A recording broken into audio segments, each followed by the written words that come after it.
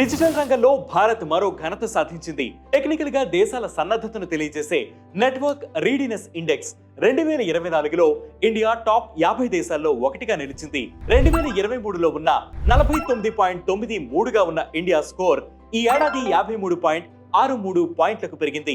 ఇప్పటికే AI, FTTH, international subscriptions, mobile broadband, internet traffic వంటి అంశాల్లో భారత్ నెంబర్ 1 గా ఉంది.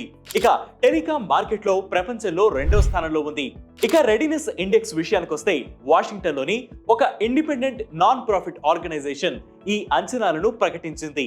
టెక్నాలజీ, గవర్నెన్స్, ఇంపాక్ట్ ఇలా దాదాపు 54 అంశాలను పరిగణలోకి తీసుకుని ఈ రిపోర్ట్ ఇస్తారు. 2024లో 133 దేశాల పరిస్థితిని స్టడీ చేసి రిజల్ట్ ప్రకటించింది. మన దేశంలో కేంద్ర సమాచార ప్రసార మంత్రిత్వ శాఖ సర్వే వివరాలను అధికారికంగా ప్రకటించింది. ఆ వివరాల ప్రకారం AI scientific publication, AI talent concentration, ITC service exports రంగాల్లో భారత్ అగ్రస్థానంలో ఉంది.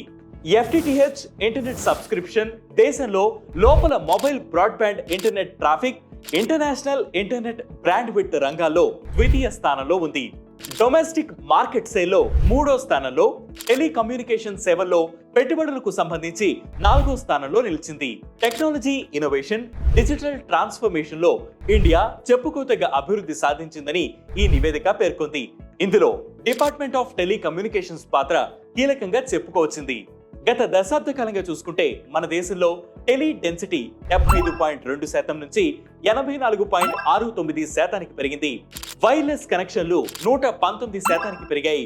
డిజిటల్ ఇండియా కింద భారత్ ప్రసిద్ధ టెక్నాలజీ కంపెనీలతో కలిసి గ్రామీణ ప్రాంతాల వరకు బ్రాడ్బ్యాండ్ సేవలను అందించగలిగింది. దీని ద్వారా ఇంటర్నెట్ సబ్స్క్రిప్షన్స్ 25.1 కోట్ల నుంచి 94.4 కోట్లకు పెరిగాయి. దీంతో పాటు వైర్లెస్ ఇంటర్నెట్ యూసేజ్ కూడా పెరిగింది. ఇక 2022లో 5G సేవలు ప్రారంభించడంతో 118గా ఉన్న India mobile broadband speed ranking ఒక్కసారిగా 15కు చేరింది.